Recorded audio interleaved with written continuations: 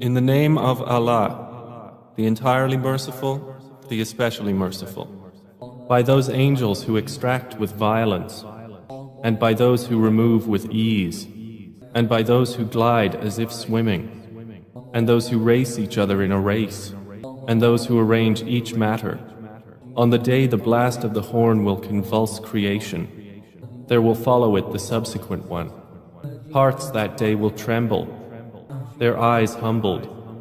They are presently saying, will we indeed be returned to our former state of life, even if we should be decayed bones? They say, that then would be a losing return. Indeed, it will be but one shout, and suddenly they will be alert upon the earth's surface. Has there reached you the story of Moses, when his Lord called to him in the sacred valley of Duwa? Go to Pharaoh, indeed he has transgressed, and say to him, would you be willing to purify yourself? And let me guide you to your Lord so you would fear him. And he showed him the greatest sign, but Pharaoh denied and disobeyed. Then he turned his back, plotting. And he gathered his people and called out, and said, I am your most exalted Lord.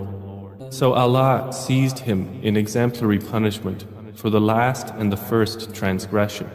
Indeed, in that is a lesson for whoever would fear Allah. Are you a more difficult creation, or is the heaven? Allah constructed it.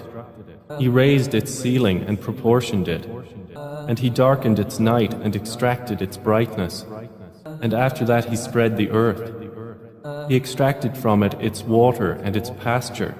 And the mountains He set firmly, as enjoyment for you and your grazing livestock. But when there comes the greatest overwhelming calamity, the day when man will remember that for which he strove, and hellfire will be exposed for all those who see. So as for he who transgressed, and preferred the life of the world, then indeed hellfire will be his refuge.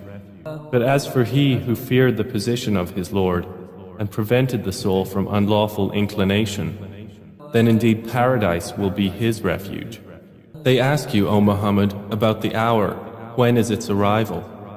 In what position are you that you should mention it? To your Lord is its finality. You are only a warner for those who fear it. It will be, on the day they see it, as though they had not remained in the world except for an afternoon or a morning thereof.